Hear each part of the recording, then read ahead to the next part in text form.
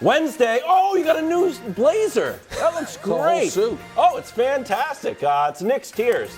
It's the best segment in all of sports television. And on Thursday, the most motivating segment in all of sports television. It's the Bud List. Greg Jennings will be here for all of it, and he's here with us today. And Greg, you're here for a very special segment on America's team. We'll head up to Foxborough, where America's team stumbled through a terrible first half and then fumbled away the game. And Mac Jones tumbled, perhaps accidentally. We don't know anyone's intent on that, Greg. You can't read his mind. Eli Apple said this post-game, he tripped me. I thought it was a dirty play, but I wasn't 100% sure. I added that. He's done that before. I've seen it.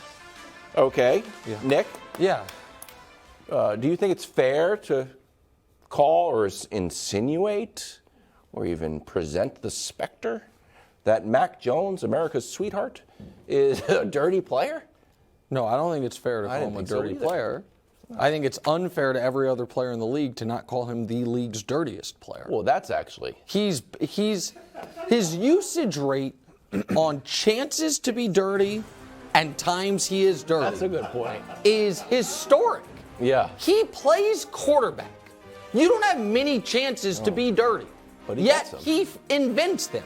So that's the Eli Apple play, which is, I don't want to overstate it, but it is incredibly reckless and could have blown out his knee, and it doesn't even help the team at all.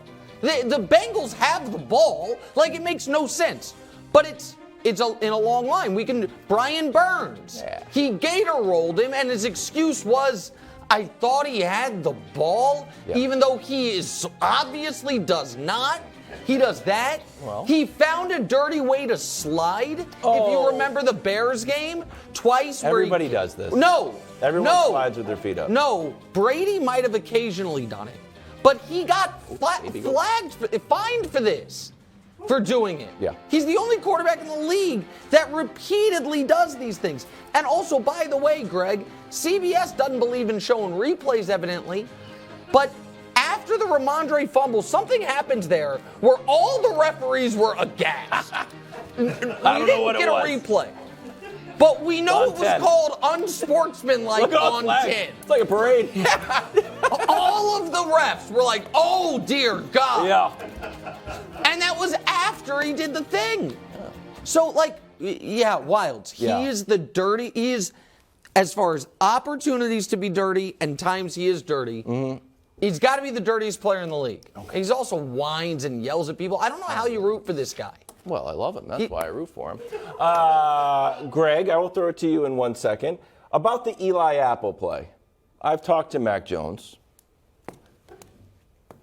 And on behalf of Mac Jones, we're not going to let this one go to trial. We're going to try to settle this one. We're going to try to settle this one behind closed doors. We're going to try to plea down to a trip and an accidental stumble. But it is worth noting that this comes a week after he tried his hardest to stop 6'5", 260 Chandler Jones, and all he had to do was listen to criticism that he should have tripped. Eli Apple doesn't have the ball. Thank you, Nick. Well, pick one. You, Nick. Either want him to be dirty and try his hardest, or you want him to give up. No, but media needs to pick one. No. Just pick one. No, last week is completely different. You do everything you possibly can to get that guy down. Including diving at his feet? No. This is completely different. Eli Apple has nothing to do with this play. Oh, he's something. He's running around. I had nothing to do with it. I was at home. And Mac Jones tried to take your knees out.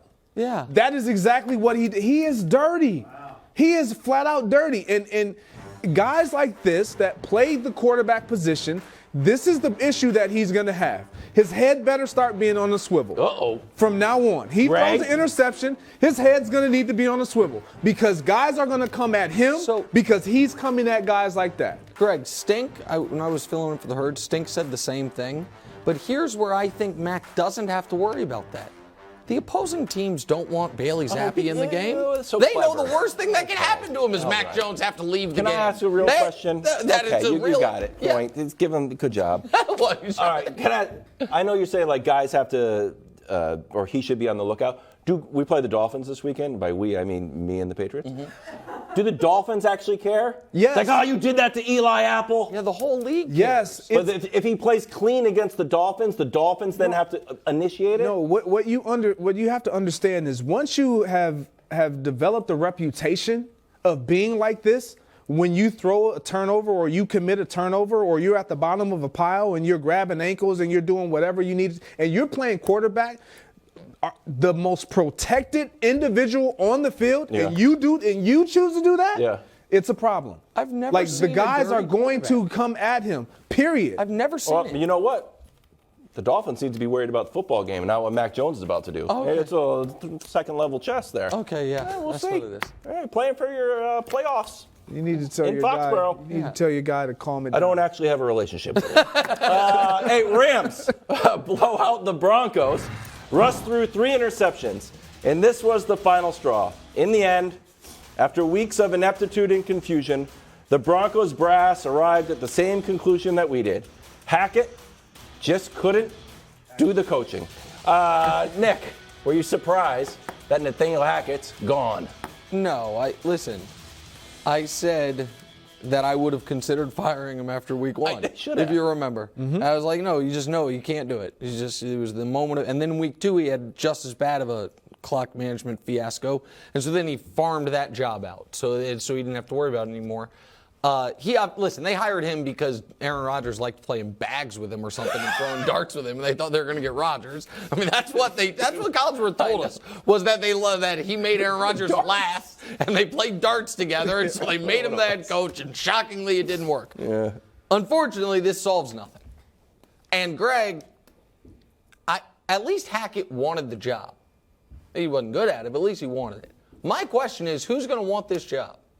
Because Russ... I think, the most skeptical of any media member about Russ and the Broncos. True.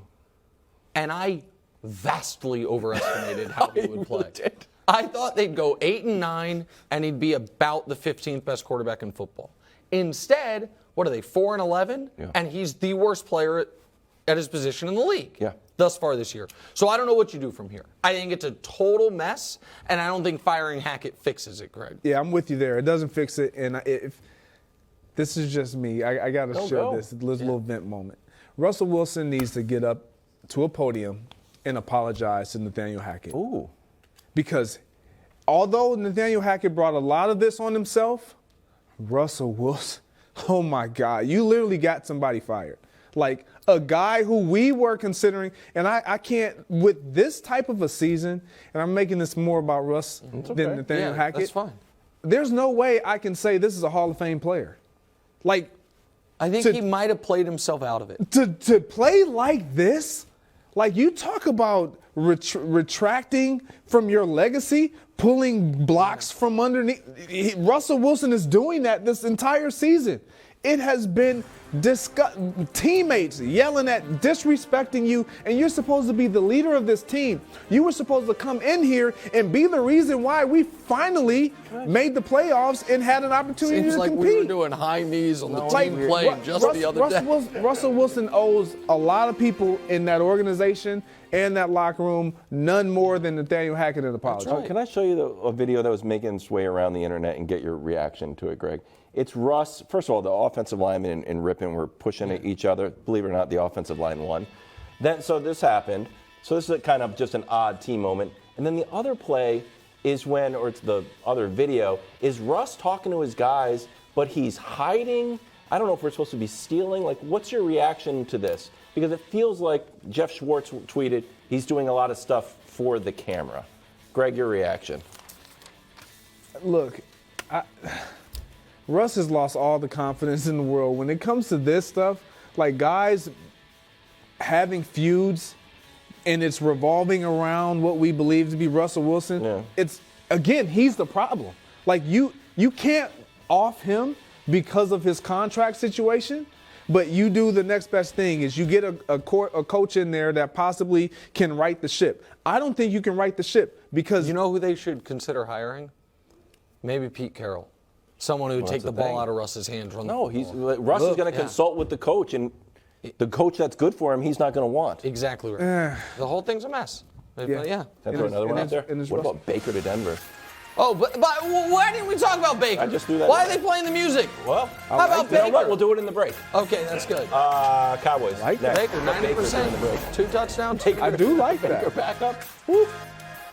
Thanks for watching. Subscribe here to get more from the show and to check out clips from other shows on